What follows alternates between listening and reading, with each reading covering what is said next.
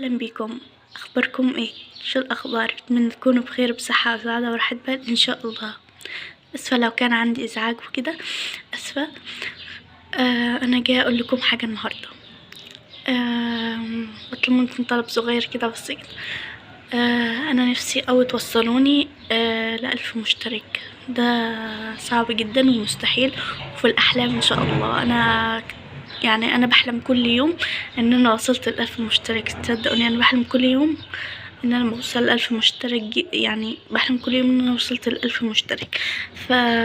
يعني اتمنى يكون حقيقة ان شاء الله. فنفسي توصلوني ليه وما تطولوش عليا.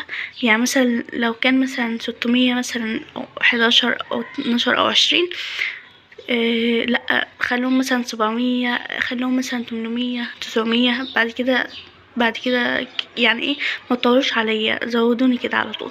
آه آه انا كنت عامله قناه قبل كده بس ما كانش فيها نصيب ليا.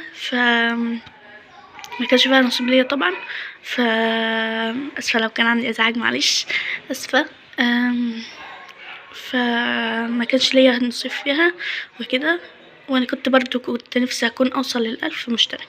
طبعا ده مستحيل جدا، ده هيكون في سنه او بعد سنتين كده، او بعد شهرين او 3 شهور او 4 شهور او حتى سنه، او بعد سنه او بعد سنتين او 3 سنين.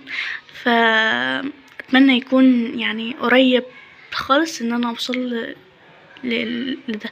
انا اصلا بعمل فيديوهات تحفه جدا وبتعب فيه. يعني انا بتعب ومحدش بيقدرني ولا حد بيحبني. انا بتعب في الفيديوهات دي جدا عشان يعني بعمل فيديوهات تحفه جدا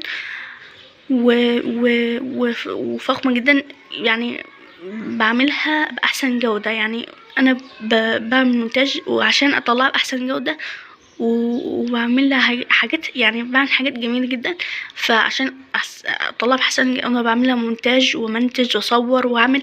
فلازم يعني ايه، اطلعها باحسن جوده.